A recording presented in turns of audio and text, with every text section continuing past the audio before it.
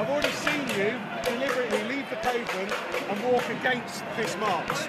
You chose to do that. Trying to get to the other side of the road. Your comment about to get to the other side of the road. Disingenuous. You are quite openly Jewish. This is a pro-Palestinian march. Right. I'm not accusing you of anything, but I'm worried about the reaction to your presence. Hello, so you have seen a viral video of a guy called Gideon Falter. Now Gideon Falter, he describes himself as a Jewish person living in London, and he's been trying relentlessly for last several months to have pro-Palestinian marches banned by the Met Police. Now I'll establish that. The reason why this chap is in the news right now is that a week ago, I think on the 13th of April, he had an altercation with the Met Police in London when he went attired in a properly Jewish dress. He appeared there and he wanted to basically, confront, I mean, that should be the right word, confront the pro-Palestinian marchers. Now he was stopped from doing that and the video went viral. What he's been doing quite disingenuously is a word used by a police officer saying that we cannot allow you to cross the road when the march is on because you look openly Jewish, because he was wearing skull cap and carrying everything, that kind of made him stand out in the crowd. And as you know, the atmosphere is quite tense when these marches happen. And why wouldn't it? Because they are not marching against the corrupt government. They are marching against a genocidal regime which has brutally killed more than 33,000 people. And I say only 33,000 people right now because this figure could go astonishingly high and cross even 100,000 people. Because as I speak, Palestinians and the UN officials have been digging out more and more dead bodies from Al-Shifa hospital. I mean, according to the latest figure, they have already discovered 700 bodies who have been executed by Israeli terrorist forces. So, we are looking at kind of a frightening figure. When time comes, we will know that it's not just 33,000 people. It's more than 100,000 people, and a large number of them would be women and children and babies. So this is what they are protesting against. They are protesting for an immediate ceasefire. What is wrong in that? They are not hurting anybody. If they were committing a crime, the police and the entire might of the British forces would be against them. Do you think this country is so bad that they are allowing illegal marches to take place every week? So that's not the case. All the marches have been taking place within the confines of the laws, so therefore they are allowed to do that. It's a peaceful march. But then this is unacceptable to these Israeli propagandists working, from London, because it doesn't suit their agenda. Because their country, which is running a genocidal regime, is getting increasingly exposed every week.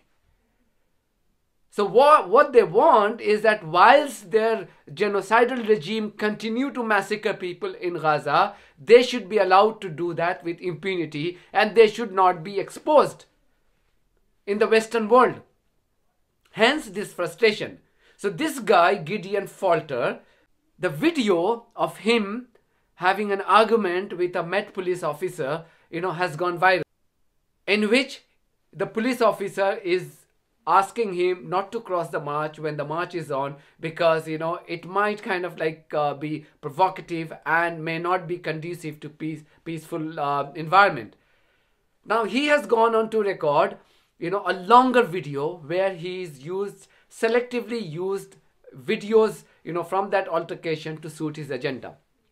So he's used where the video, the element where the police officer is heard saying that you are openly Jewish. You are quite openly Jewish. This is a pro-Palestinian march. Right. I'm not accusing you of anything, but I'm worried about the reaction to your presence. So to justify that, look, these marches are not peaceful and the Jewish people of London are not safe when these marches happen. And he has used the video and other videos, but then he has not used the video where the police officer can be heard saying that, look, you are being disingenuous. You just crossed the road and you came back and there was no issue. And now when the marches are in full flow here, you want to cross it just to, cause the provocation. I've already seen you deliberately leave the pavement and walk against this march. You chose to do that. Trying to get to the other side of the road. Your comment about to get to the other side of the road. Disingenuous, whether you like it or not. How do you want me to get to the other side I of the road? will quite happily walk you over there.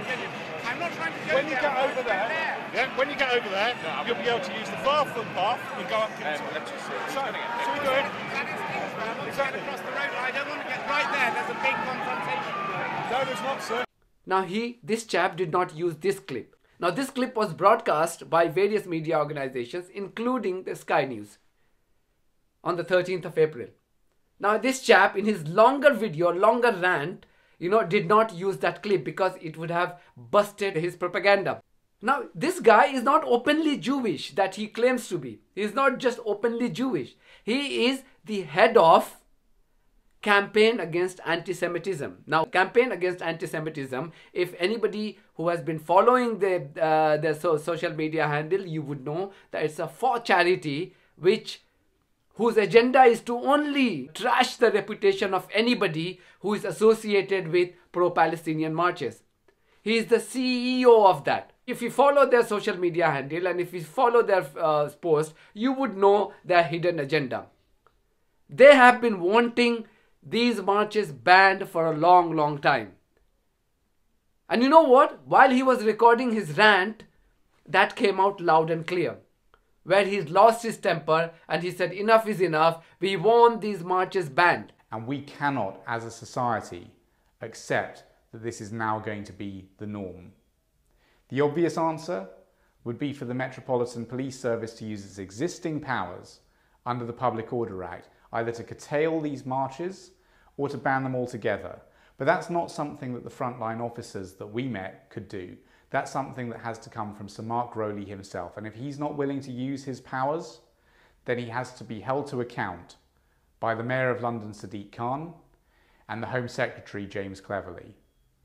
Because it has been 6 months now, 6 months, where every single weekend we have to witness the streets of London awash with people, many of whom seem to have no problem at all declaring their full-throated support for Hamas, waving around anti-Semitic placards, calling for jihad, showing swastikas, waving anti-Semitic flags. It's enough.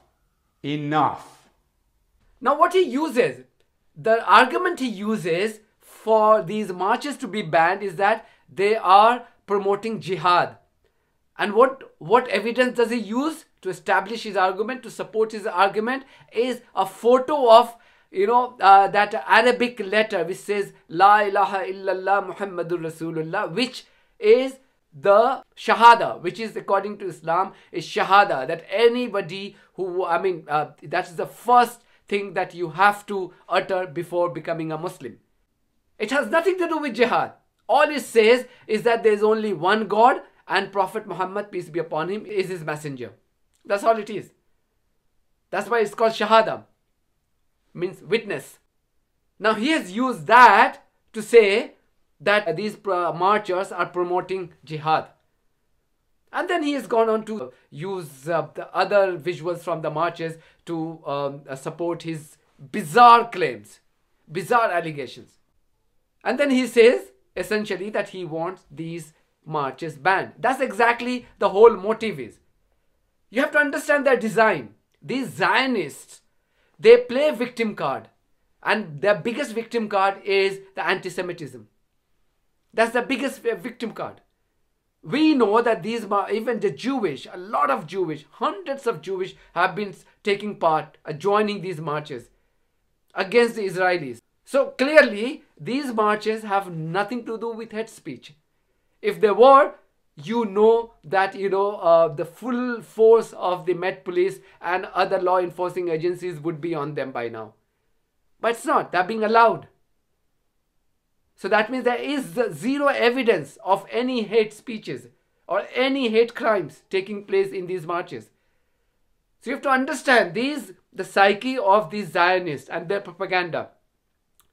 It works, and they have seen it working in America, where they managed to get the heads of the institutions removed with the intervention of their billionaire Zionists. So they think they can work. So you have to understand that these people, they have a hidden design, a sinister motive to protect Israel from any international bad press.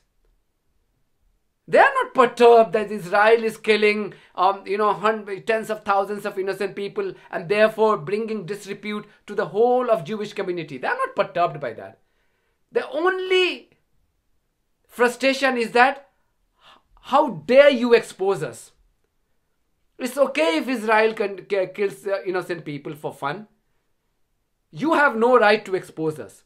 Because the moment you do that, we will accuse you of being anti-Semitic and we will accuse you of promoting hate speeches. We will accuse you of calling for jihad. When there is zero evidence for that.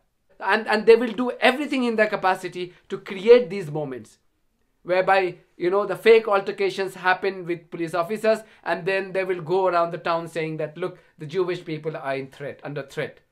Somebody posted these two photos that moments before this chap was seen arguing with a Met police officer, he and his team was seen planning the entire move. You can see these photos. So you have to see the real color of these individuals. They are the real threat to peace in our cities. And it's important that we realize and we see the true colors of these individuals.